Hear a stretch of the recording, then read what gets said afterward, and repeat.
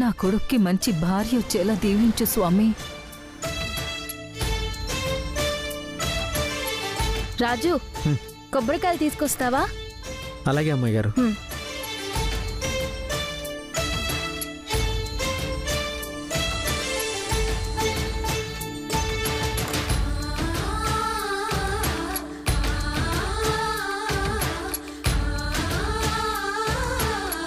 అమ్మాయి గారు, 108 కొబ్బరికాయలు తీసుకొచ్చాను, మీరు చెప్పినట్టే.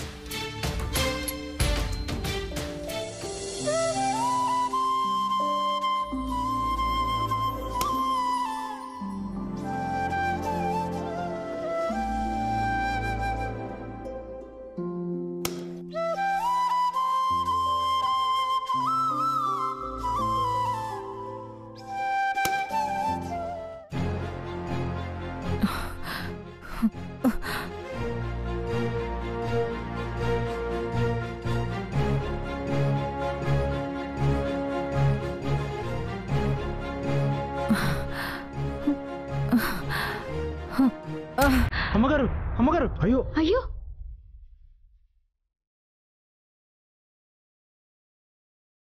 అయ్యో, ఏమండి? అయ్యో, కొంచెం వాటర్ ఇవ్వండి.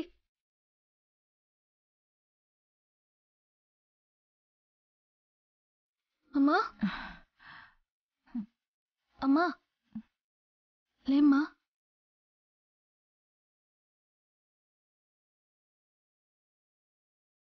తాగండి.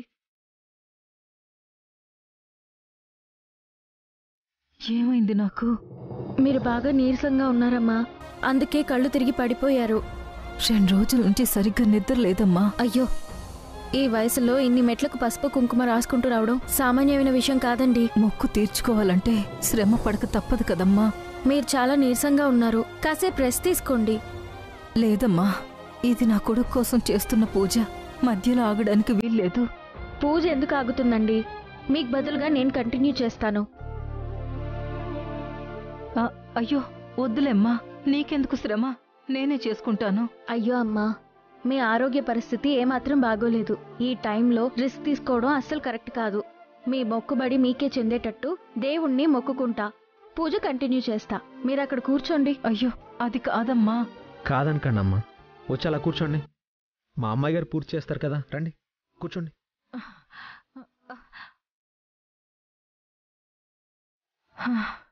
నాకు సాయం చేయడం కోసం ఆ భగవంతుడే నిన్నిక్కడికి పంపించాడమ్మా. అయ్యో, అంత మాట ఎందుకమ్మా? మనందరం మనుషులం, ఒకరికొకరు సాయం చేసుకోకపోతే ఎలా? మీరు అలా కూర్చోండి.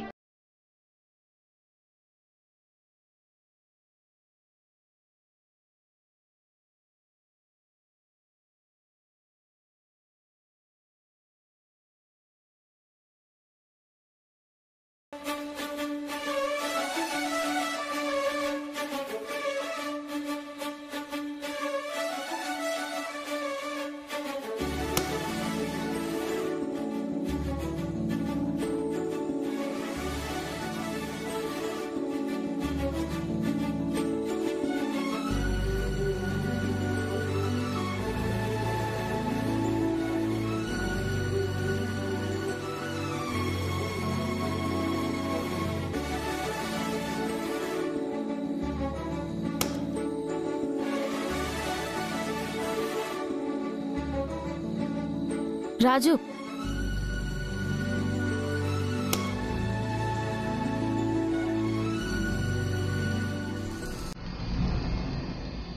ఓం గణానాన్త్వా గణపతికుం హవామహే కవిం కవీనాముపమస్రవస్తమం జ్యేష్ఠరాజం బ్రహ్మణాం ఏమ్మా బాగున్నావా?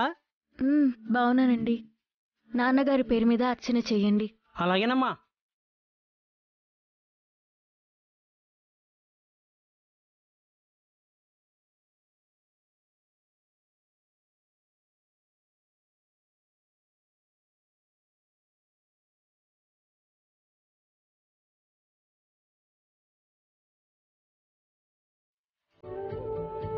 థ్యాంక్స్ అమ్మా.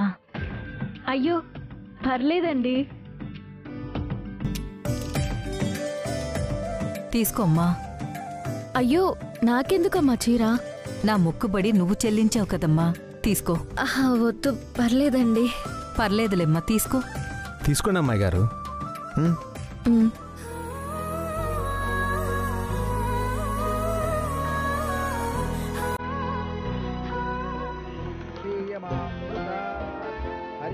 ఓం శ్రీమన్మహాగణాధిపతయే నమః. ఓం పరమేశ్వర. వెళ్ళొస్తామండి. అలాగేనమ్మా. వెళ్ళొస్తామండి. ఈ అమ్మాయి ఎవరో కాదండి, మినిస్టర్ సూర్యప్రతాప్ గారి కూతురు. ఓ అవునా, మన సూర్యప్రతాప్ గారి అమ్మాయేనా?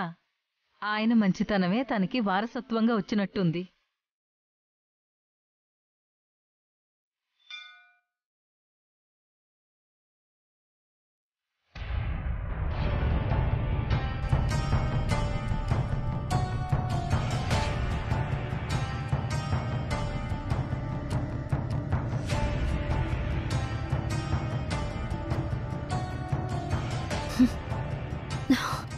ఎన్నిసార్లు ఫోన్ చేసినా దీపక్ విజయాంబిక నా కాల్ లిఫ్ట్ చేయట్లేదు. కనీసం ఫోన్ కూడా మాట్లాడలేనంత బిజీ ఉన్నారా? రూపకి రాజుకు పెళ్లి కాలేదన్న విషయాన్ని పెద్దయ్య గారికి చెప్పిందో లేదో, అసలు అక్కడ ఏం జరుగుతుందో ఏందో ఏమీ సమజైతలేదు.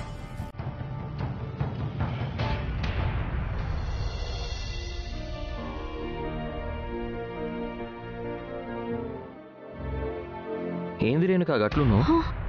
దీని గురించి టెన్షన్ పడుతున్నట్టున్నావు? ఏం లేదన్నా. ఏమీ లేకుండానే గట్లున్నావా? మొహమంతా డల్ ఉన్నది. నా సంగతి నీకెందుకు? నువ్వైతే మంచిగానే ఉన్నావు కదా. నేనేం మంచిగున్నానే. అమ్మని నాయనని కలిసి ఎన్నాళ్ళాయే. వాళ్ళతో మాట్లాడలేకపోతున్నందుకు దిగులుగా ఉన్నది. అమ్మని కన్విన్స్ చేయవే, నేను మీతోనుంటా. ఏం మొహం పెట్టుకుని పైకి వస్తానంటున్నావన్నా?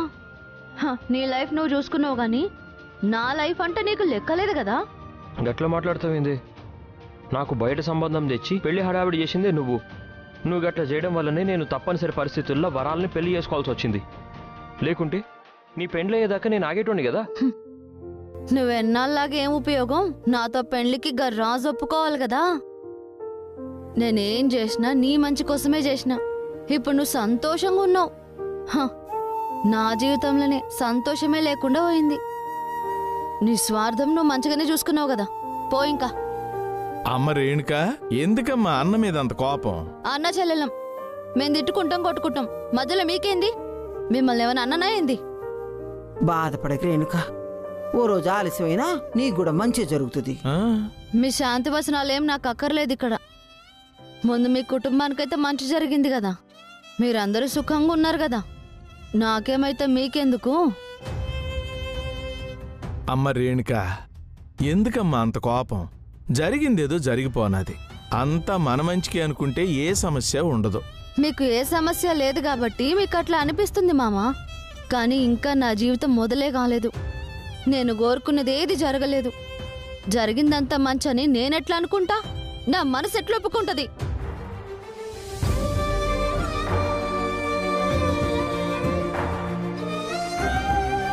రేణుకల కోపంగా మాట్లాడిందని బాధపడమాక. రాజుతో జరగాల్సిన పెళ్లి ఆగిపోయిందని దిగులు పెట్టుకున్నది నీ చెల్లి. పీటల మీద పెళ్ళాగిపోతే ఏ ఆడపిల్లకైనా అది అవమానమే కదా బాబు. జీవితంలో అట్టంటే అవమానాలు బాధలు మర్చిపోలేరు. అది కాక నీ చెల్లెలు మా రాజుని ఎంతో ఇష్టపడింది కదా. ఇష్టపడిన మగవాడు ఏరే అమ్మాయిని పెళ్లి చేసుకున్నప్పుడు ఏ ఆడపిల్ల అయినా బాధపడుతుంది, అసూయపడుతుంది, కోపపడుతుంది. మీరు చెప్పింది కరెక్టే అత్త. కోరుకున్నది జరగనప్పుడు ఏదో ఒక రోజు రియలైజ్ అవ్వాలి కదా. పాత విషయాల్ని మర్చిపోయి కొత్త జీవితాన్ని మొదలు పెట్టాలి కదా. నా చెల్లి ఇంకా గతాన్ని పట్టుకొని వేలాడుతుంది. ఇంత మొండితనం ఉన్నవాళ్ళు రాజీ పడలేరు, సుఖపడలేరు, సంతోషంగా ఉండలేరు. పక్కనోళ్ళను కూడా సంతోషంగా ఉండనియరు. నాకు దాని భవిష్యత్తు గురించి దాల్చుకుంటేనే బాధగా ఉంది అత్తయ్య.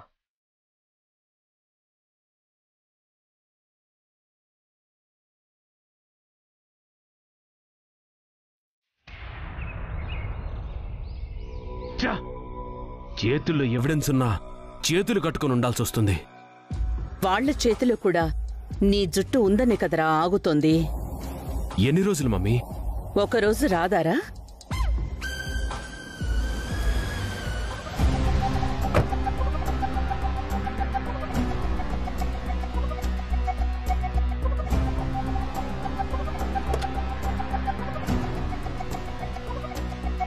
ఏమండి?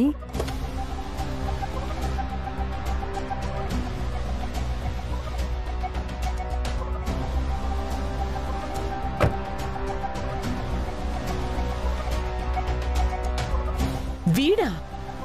వీడు అన్నావంటే గొప్పోడు కాదు. పదవి పోగొట్టుకున్నాడని నేను గొప్పోడనన్రా. వాడు మాజీ మంత్రి. దిగునన్నా.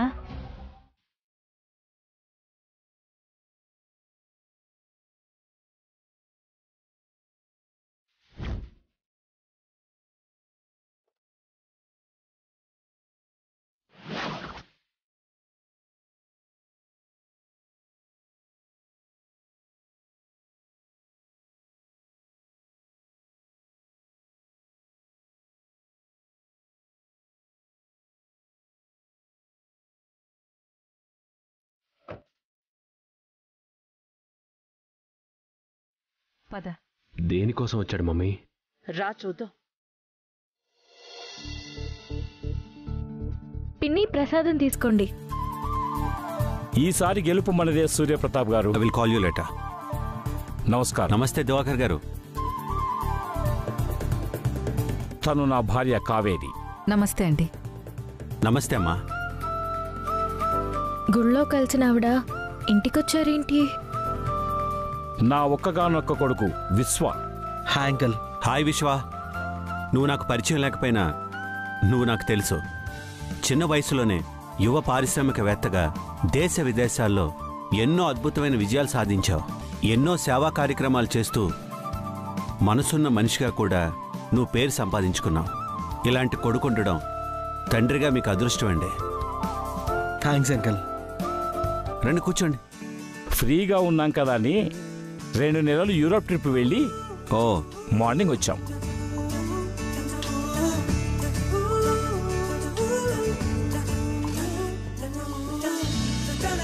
బాగున్నావా అమ్మా? బాగున్నాను ఆంటీ. మా అమ్మాయి మీకు ఇంతకు ముందే పరిచయం ఉందా? అవునన్నయ్య గారు, నేను మీ అమ్మాయిని మొదటిసారి గుళ్ళో చూశాను. కానీ ఎన్నో జన్మల అనుబంధం ఉన్నట్టు అనిపించింది. చాలా మంచి అమ్మాయి, పద్ధతి గల అమ్మాయి, సంస్కారం విలువలు తెలిసిన అమ్మాయి, పెద్దలంటే గౌరవం ఉన్న అమ్మాయి. ఇలాంటి కూతురుండడం మీ అదృష్టం అన్నయ్య గారు.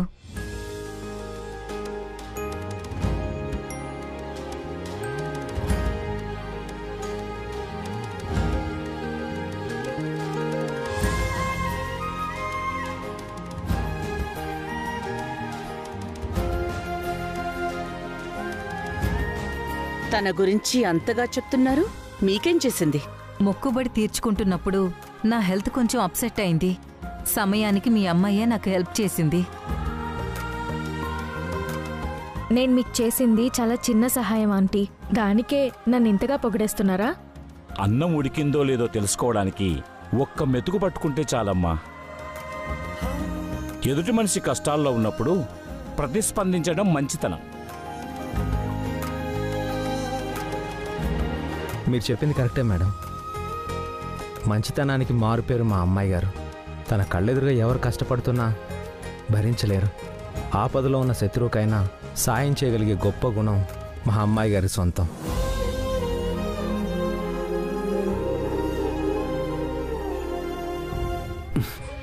ఇంతకీ ఎందుకు వచ్చారు మమ్మీ వీళ్ళు? ఏదైనా పని మీద వచ్చారా? ఈ విషయం మా ఆవిడ చెప్తే బాగుంటుంది. ఎందుకంటే మీ ఇంటికి రావడానికి మూల కారణం ఆవిడ కాబట్టి, ఈ ఆలోచన కూడా ఆవిడదే కాబట్టి. ఏం లేదన్నయ్య గారు, మా అబ్బాయికి పెళ్లి సంబంధాలు చూస్తున్నాం. మీకు అభ్యంతరం లేకపోతే మీ అమ్మాయిని మా ఇంటి కోడలిగా చేసుకోవాలనుకుంటున్నాం.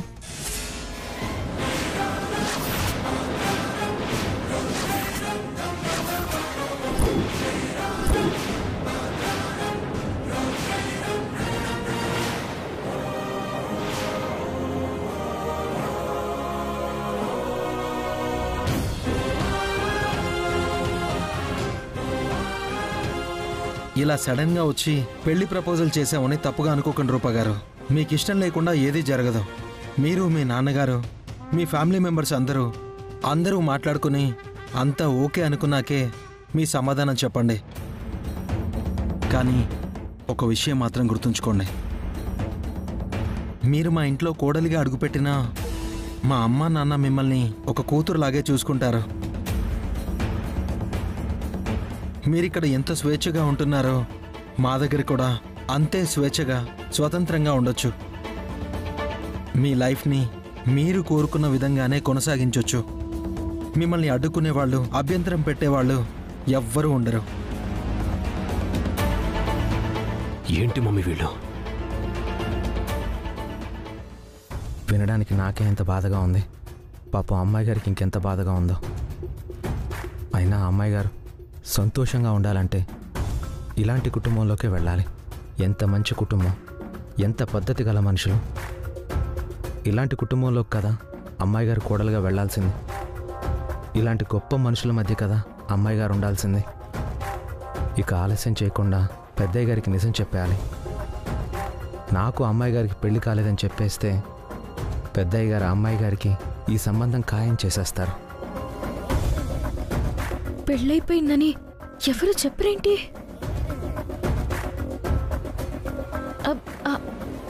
అది ఏంటి సూర్యప్రతాప్ గారు, మా మనసులో ఉన్న కోరికని మేం చెప్పాం. మీరేమనుకుంటున్నారో నిరభ్యంతరంగా చెప్పండి.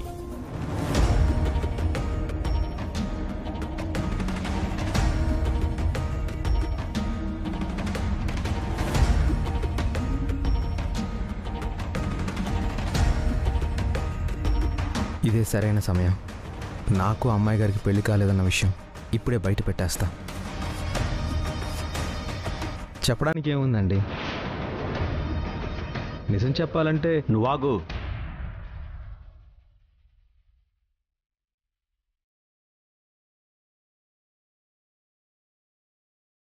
నేనిప్పుడు సమాధానం చెప్పలేను. నాకు రేపటి వరకు సమయం ఇవ్వండి. ఇదేంటి పెద్దయ్య గారు ఎలా మాట్లాడుతున్నారు? అయ్యో, దాందే ఉంది సూర్యప్రతాప్ గారు. నిర్ణయం తీసుకోవాల్సింది మీరు. అందరి అభిప్రాయాలు తెలుసుకొని, ముఖ్యంగా ఆ అమ్మాయి ఇష్టాయిష్టాలు తెలుసుకొని మాకు చెప్పండి. వెళ్ళొస్తాం అంకుల్. వెళ్ళొస్తాం. మంచిది, వెళ్ళొస్తాం. పదమ్మా.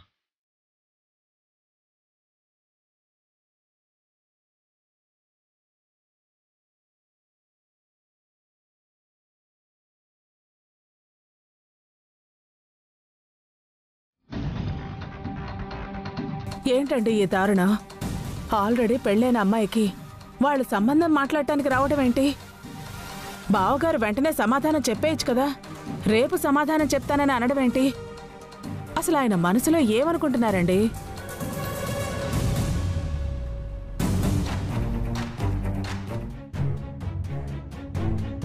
ఇదేంటి, నాన్నగారేం మాట్లాడకుండా వెళ్ళిపోయారు? నాకు రాజుకి పెళ్లి జరిగిందని నాన్న నమ్ముతున్నారు కదా. మరి వాళ్ళు నాకు పెళ్లి ప్రపోజల్ తీసుకొచ్చినప్పుడు నాన్న ఉన్న విషయం వెంటనే ఎందుకు చెప్పలేదు? ఎందుకని ఏం మాట్లాడకుండా ఉండిపోయారు? అసలు ఆయన మనసులో ఏముంది? నిజం చెప్దాం అనుకునే లోపు పెద్దయ్య గారు ఆపేశారు. ఏంట్రా మీ మావయ్య అసలు? కూతురికి పెళ్ళైనట్టు పైకి నమ్ముతున్నట్టు నటిస్తూ నమ్మట్లేదా? అదే అయితే నాకు కదా మమ్మీ ఇచ్చి చేయాలి. మందారంతో నువ్వు నడిపింది నమ్ముతున్నాడేమో. ఆధారమే చూడలేదు కదా మమ్మీ, దానికి ఛాన్సే లేదు. Something fishy. వాడి మనసులో ఏదో ఉంది.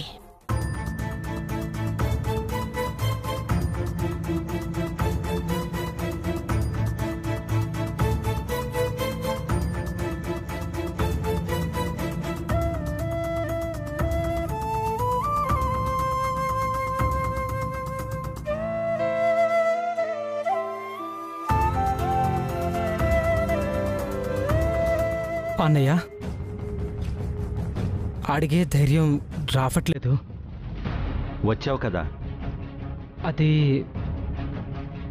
మన రూపకు పెళ్ళైపోయింది కదా.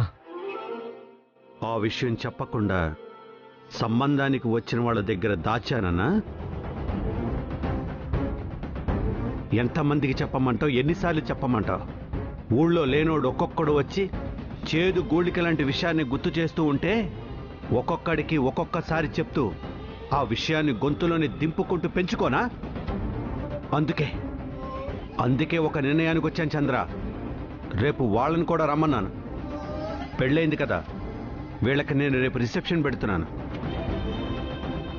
అక్కడే నేను అందరినీ పిలిచి చెప్పబోతున్నాను. ఇంకా ఏ ఒక్కడో వచ్చి నన్ను అడగకూడదు. రేపటితో ఆ విషయం మొత్తం నేను కక్కేయాలి. వెళ్ళి అందరినీ పిలు.